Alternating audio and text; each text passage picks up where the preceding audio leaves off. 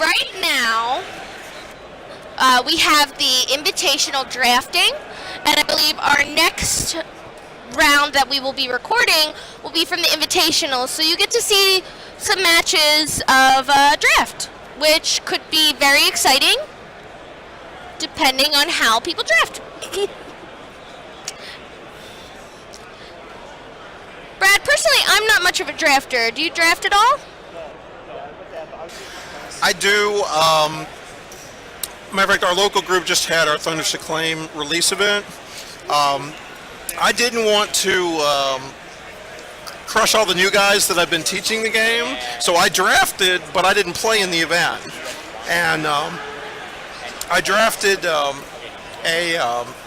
Unicorn Dragon Honor deck, which is having three of 2014 World Championship winners card. I was trying to think of his. It was an Utaku. Pull it up.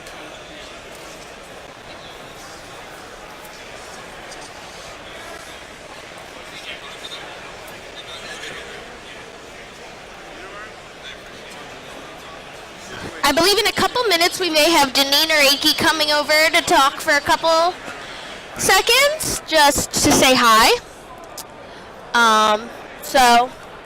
And then we'll get their full interviews later. And again, those will be on YouTube at a later date.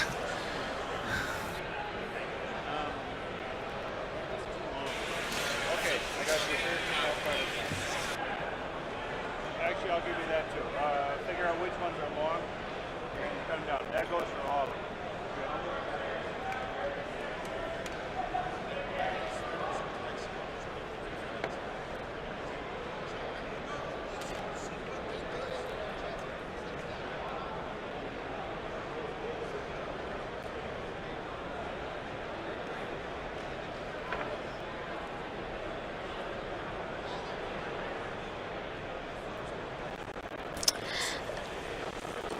This.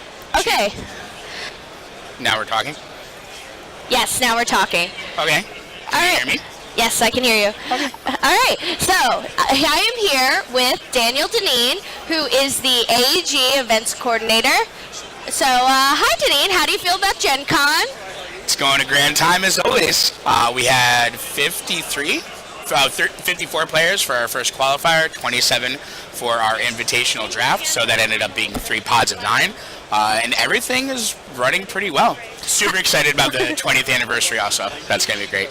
Yeah, so how do you feel about the 20th anniversary of L5R? I know you've been playing for about 20 years. I remember when my local guys back in the mid-90s actually brought like the Imperial or Pre-Imperial when it was released at Gencon, and I basically like moonlighted in L5R like back and forth. I played like a few games, I only had like a smattering of cards, and I still remember the actual first starter deck I bought was a Unicorn one, and the rare was Inheritance, and I had been playing Magic pretty like actively at the time, so I open it and I'm like, oh my god, this is like Black Lotus for L5R, and like everyone's like, oh, trader for you, oh, I'm like, no, I got this. And then since then it's been on. Ooh, did it come off? Oh, okay. Sorry, the satellite gate had come off. And then I opened, I believe it was Crimson and Jade pack with Yoritomo, and it was kind of sold from there. And then I also saw the Co-op Master card, which obviously kind of sealed my fate on that endo. So since then, L5R has literally been my main pastime. Like, it is my hobby, my passion, and then 2 years ago they hired me, which I would not have predicted, but since then it's been great, even better. Looking from like the outside in, having that disparity from being a player for an active player and a pretty competitive player for 13 years particularly, and then coming into the events side. So, what was your favorite moment of L5R history, whether it be in a game that you played or in the story? What's your favorite memory of the past 20 years? Not to be too cliche, I mean, there's been a number of moments where I've read fiction that, like, when you read it, as dumb as it sounds, you tingle. You're like, oh wow, like this is epic. Like I almost had a moment like that when I was reading Kampeki's Shadowlands absorption power when he slew his wife on Tuesday. That was a really good recent one. Spoiler alert. Yeah, spoiler alert. Well, that was out Tuesday on the forums. I remember Daigotsu when he ascended and comes down and slays Kali Ma. That was pretty badass. But like I said in the beginning, not to be too cliche, it is I am my 20 strongest samurai, hands down. And then Aramasu stepping out, and I am 21. I'm like, yep. I'm tingling even thinking about it. I am. I'm not kidding. See, Luke, goosebumps. Oh, I can see them. He's not lying. So, what do you think we can expect this weekend with in Siege and Modern? What do you think that we're going to see this weekend? Oh, you're going to see a lot of fun with Siege deck. So it's specifically designed to be much more competitive, particularly with the environment that it's coming into and maybe facing. There's definitely combinations that will give it trouble, but it's not. This isn't to say that Dark Naga Siege was an easy deck to play against, but it did have like glaring weakness, which was discovered relatively early, which is entrapping terrain. And I believe there may be some chinks in the armor of the Yogo Junzo, but it's not going to be an easy road. Like, Yogo Junzo is designed to defend. He is protecting the Imperial City from the armies of the Seven Thunders so that Fulan can be ascendant.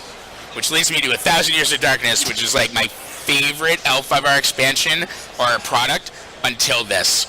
Siege Clan War is completely and totally my absolute favorite L5R product contained set / even an expansion. It's great. So you're excited to see what's going to come out of this? I'm super excited to see what comes out, particularly with the Black Scroll, the 6 Black Scrolls here, and then there will be 6 Black Scrolls, the remaining 6 at Euros. And then we have the pods that'll be determining the players for the main event, like the 60, like 17 through 32, like last year. But just the actual deck, like I am super excited to be able to take my own copy home from Gencon, and yes, I'm getting my own copy, and then being able to crack it and play with a lot of my locals, like a number of players my age particularly are familiar with the actual Seven Thunders, and they like meander in and out through like the last 10, 15 years, but this is actually getting them a little excited to actually play, so I'll be playing a lot of Yogo Junzo. So can you tell us a little bit for the main event about what the pods are for those that may not have read your post or anything like that? So similar to last year, what will be happening is that the top 16, 1 through 16, will be continuing on.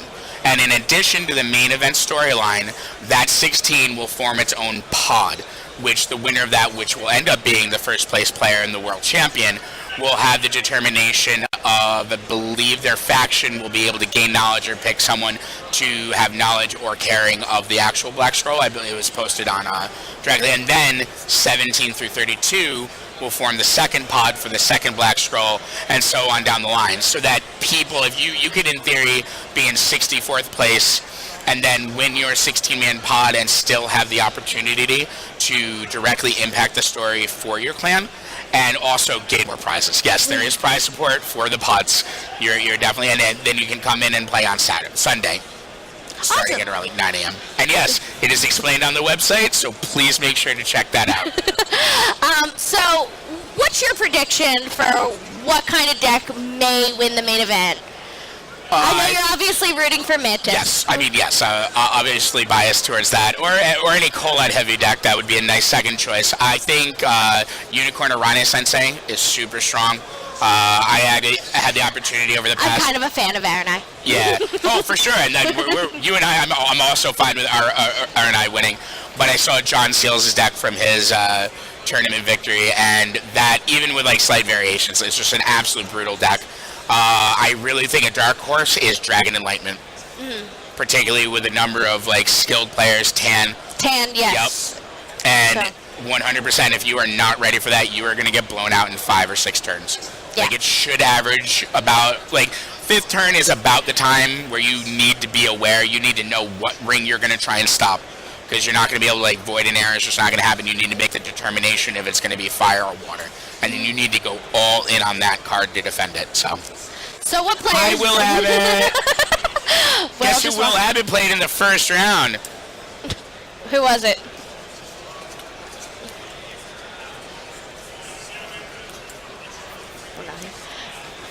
A guy. Okay. What players do you think we have to look out for this weekend? Do you have any particular players that you're rooting for to win the World Championship? I don't have anyone specifically. I know Brian Reese won't win because he's a scrub and can't play anymore. But, no, I don't have an individual player that I'm rooting for. I mean, I know there's a number of people to watch out for. Me. I know, right? No, there is. It's going to be a very high quality event. We have a number of international players here. Yeah, Owen is a very. He's definitely a player to watch. Irish all the way. Mm-hmm. Then we have Heraclio from Spain and his crew. So we have I haven't met him Spanish yet. contingent. Yep, he's on the Dynasty.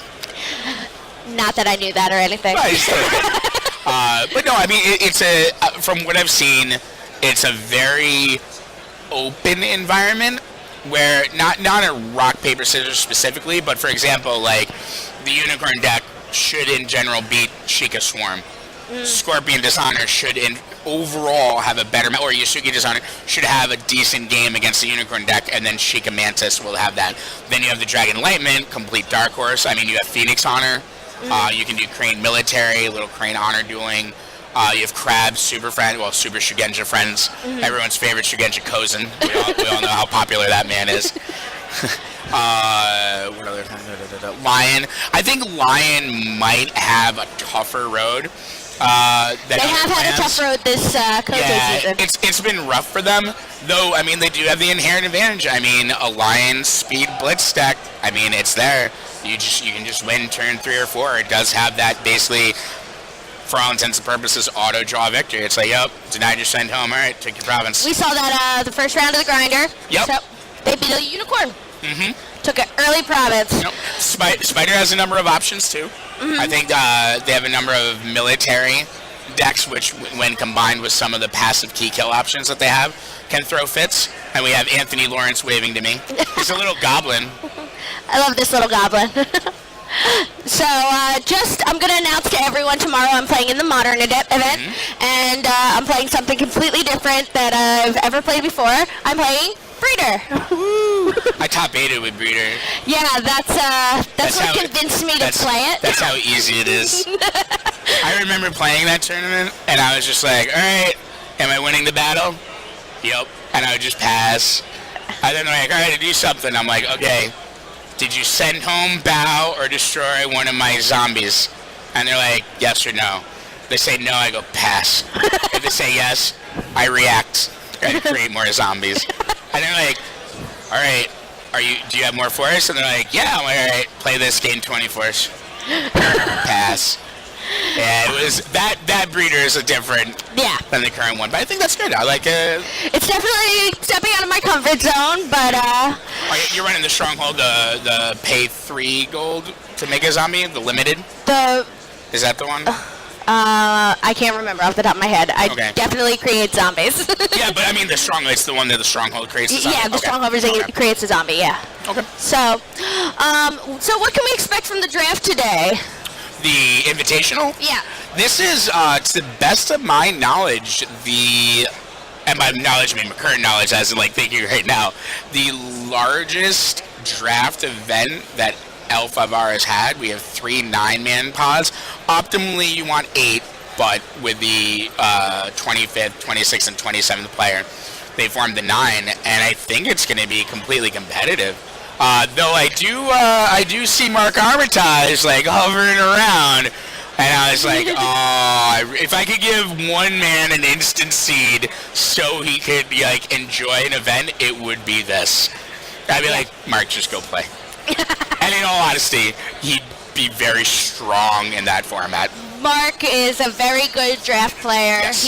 It's his favorite format. I definitely know that at Cotes, if there isn't a draft thing, he goes, can I run a draft pod? Can I run a draft pod? Yep. Verbatim. That is exactly what it is. With the little clapping that she just did. It's great. So, well, what are you most excited about the 20th anniversary? Can you tell us anything about the party that's coming up? What do I want to reveal from the party? Well, it's at the Arts Garden, if you didn't know, which is a giant bubble dome in the middle of Indianapolis. I did just see that yesterday. It looks pretty cool. There will be a presentation by Chris Medico about the Mantis, their role in Onyx from a design perspective, and then the Akasha, which being the Naga, would be the other one that he will be previewing. I believe it's Evilborn's Blackest Storm and some Onyx cards. Awesome. So there will be exclusive previews at the event, along with some additional artwork. Okay, so expect people to be posting pictures online. Correct.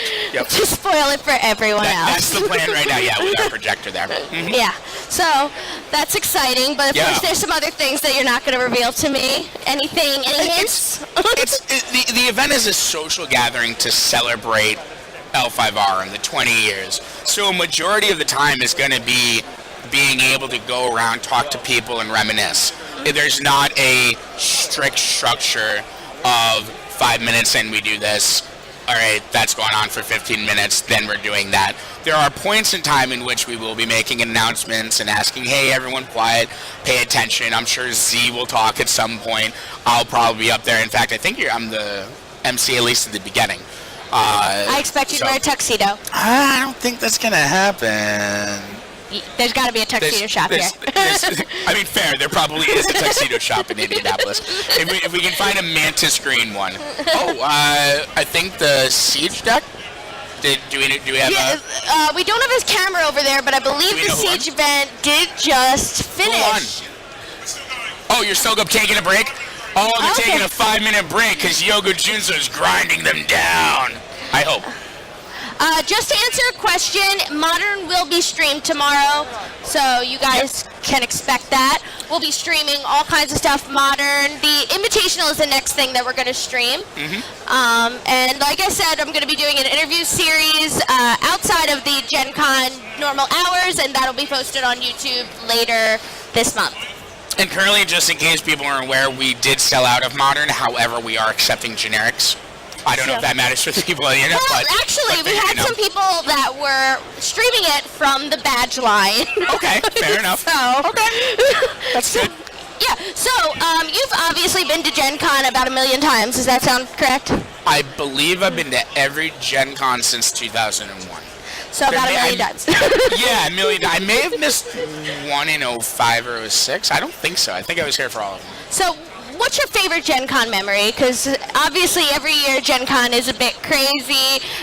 You can pick your favorite PC memory. PC memory? But if you want to go crazy. I think my favorite memory was the Dynasty getting Nacero of the Emperor. Specifically having a number of our players going out and playing for Nacero. I remember watching Brandon Flores. I think he made top 4 with Crane, and it was Crane Honor, and he used I think at the time it was Sorrow's Path and Campsite. I believe those were the regions, but either way, it was a specific region, and he placed Forgery because Brandon was a huge Lying Darkness fan, and he actually played Forgery, which moved a region from one province to another, I believe as a reaction to the battle starting, so that his opponent obviously assigned it the non-annoying province, but he still played a ninja card and lost 2 honor. He ended up winning that battle and gaining a lot more honor, but it's just great to see that, like, a random card like that directly impacting it, so. So I'm going to tell you my favorite Gen Con memory. It was 2 years ago when I made the top 8, and you were watching the match. Yes, you were watching the match and helping player judge it, and I was playing against Case Kiyonaga. He had a very big unit, the Dark Naga. Yeah. Oh, I was going to say, that was such a good play. So I was getting his chi down and everything, and then he canceled one of my actions, and then I had a Broken Alliance in my hand, and he had an attachment that gave him +1 chi. He was down to 1 chi. Broken Alliance, kill the Dark Naga. I remember Case's face. He kind of blinked and was like, yeah, that'll work. It's awesome. That's a great one. It's still one of my favorite Gen Con memories, and I will take that. Oh no, that was forever. great. That was a massive Black Naga too. Yeah. Like that was huge. Yeah. So I ended up not winning that match. I had a pretty bad draw both 2 games against Case that year, and he had a pretty decent draw against mine. He's also Case. Yeah, that's yeah. He's also Case. Yeah. So yeah, you 100% lost to a legit opponent, like 100%. Good deal. That's fair. So, but I am planning on winning this year, obviously. Hey, you could win the modern event and or the main event. Multiple options to play. I'm going to win everything. Okay, well, solves that problem. Except for the Invitational. True, because I don't think you're playing in it. Yeah. Don't think that option's available. Yeah, I believe are they still drafting, it looks like. So, we'll be streaming that next. Okay. So, anything else that you want to say to our viewers, or if anyone has a quick question for Dineen? 54. There were 54 players in the L5R grinder, and just for everyone who's just joining now, how many are in the Invitational? Yes. 27, so 3 pods of 9. Okay, so quick, if anyone has a question for Dineen, quick type it. And what I'd like to say, I just want to thank you guys for being part of L5R. I mean, Couldn't have 20 years without the players. exactly, and I mean, like as I was saying earlier, this hobby and passion turned into a job/career. It's amazing. So, thank you, all of you. I mean, that's just simple. I know, you're expecting silly stories, but I think that's decent. You know what? My favorite L5R memory ever is Dineen set me up with my fiance. Oh, I did. I can't tell her what I told her to do, but she's like, "What should I do?" And I was like, "You should just be aggressive. Be aggressive." And it worked. And then we'll be at their wedding on November 7th. Everyone can't show up. Sorry. I'm not going to tell you now. He will be there. I will. We're making him work. In spades. We're deal. just keeping the microphones away from him. It's probably a good idea. Because I'll be off duty then. And we all know off duty is awesome. Yeah. Oh, I forgot to tell you, exciting thing. Okay. At my wedding, you're allowed to bring your own beer. Really? Yeah, apparently the place that we're having it at, you can put your own beer on ice and they'll keep it cold for you. In addition to the open bar? Yeah. Oh my god, this is like the best thing ever. I know, Can right? you guys get married next weekend too? Sorry, I can't afford that. We'll just rotate. You can go to a synagogue one week, a Baptist ministry the next one, then you can go to a mosque, and then we could have a pagan wedding after. I mean, there's so many different options. The thing is, I don't think I can afford the open bar every weekend. No, well, that would not be my problem. But we're getting the Wait, chocolate wait, fountain. Ooh. Not Golden Corral chocolate fountain, like a real chocolate fountain. Like a real chocolate fountain. Yeah. We're going to have a milk chocolate and a white chocolate. Oh, really? Yeah. I've never been a fan of white chocolate. It's just Me neither, not... but they said that they'd throw it in for free. Sure. So, Someone will like it. yeah. Yeah, I like the milk chocolate. Oh, yeah, me too. Good deal. Thank you guys very much for having me. I hope you guys enjoyed the rest of the stream. These guys do great work. Yep, thank you, Dineen. No problem. And I'm sure I'll be harassing you for another interview later. More than likely. All right, thanks. 54 players for our first qualifier, 27 for our invitational draft, so that ended up being 3 pods of 9. And everything is running pretty well. Super excited about the 20th anniversary also. That's going to be great. Yeah, so how do you feel about the 20th anniversary of L5R? I know you've been playing for about 20 years. I remember when my local guys back in the mid-90s actually brought the Imperial or pre-Imperial when it was released at Gencon, and I basically moonlighted in L5R back and forth. I played a few games, I only had a smattering of cards, and I still remember the actual first starter deck I bought was a unicorn one, and the rare was Inheritance, and I had been playing Magic pretty actively at the time, so I opened it and I'm like, Crush all the new guys that I've been teaching the game. So I drafted, but I didn't play in the event. And I drafted a Unicorn Dragon Honor deck, which is having 3 of 2014 World Championship winners card. I was trying to think of his. It was an Utaku. Pull it up.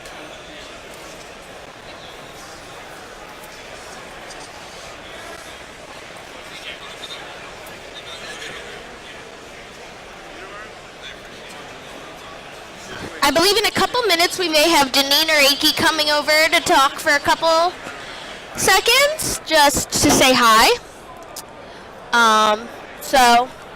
And then we'll get their full interviews later. And again, those will be on YouTube at a later date.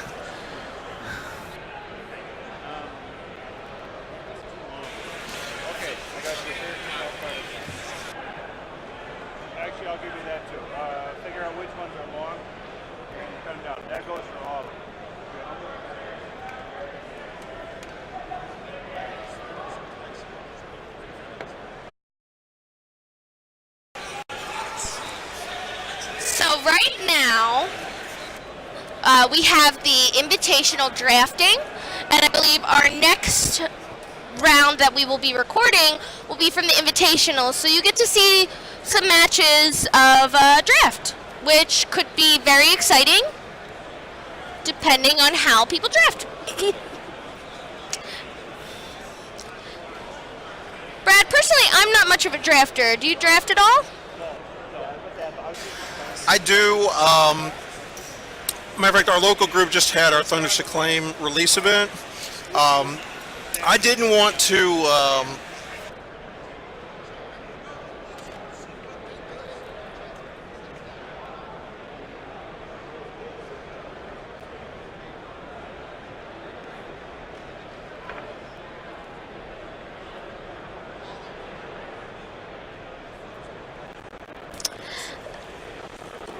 This.